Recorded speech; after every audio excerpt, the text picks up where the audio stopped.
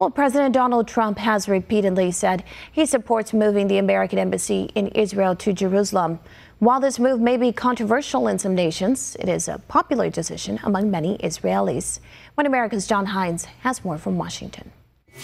As the Trump administration begins, members of the conservative Likud party within the Israeli parliament, known as the Knesset, have traveled to Washington to speak out in favor of changes in Israeli policy supported by the Trump administration, including the relocation of the U.S. Embassy. I would be very glad to see the U.S. Embassy moving to Jerusalem, mainly because it's also reinforced the fact that Jerusalem is the eternal capital of Israel. And the question of Jerusalem is part of the reason the recent UN resolution condemning Israel is counterproductive to peace in the region, says Sharon Heskel, a Likud party member of the Israeli Knesset. The UN resolution at the Security Council that passed, and the statement that comes out of it, a statement like Jerusalem doesn't belong to the Jews.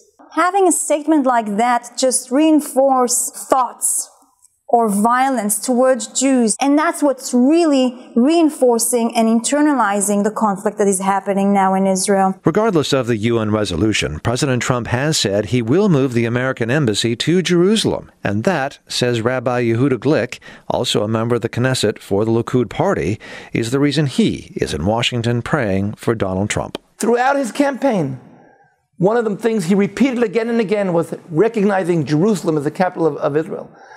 And now, we, the people of Israel, the people of the Bible, living in these biblical times, we look at Donald Trump and we're here, first of all, to pray that he succeeds. But Rabbi Glick says there's more to it. He thinks this is a time for Donald Trump to make history. And here is Donald Trump's chance to write himself down in the history, in the biblical times which we are right now living through, to write himself down as a modern Cyrus, and to choose his way to put himself down as a master in the history never forgotten, just like we have Cyrus and Herod. The two Likud members of the Knesset were invited to Washington by the Faith and Freedom Coalition.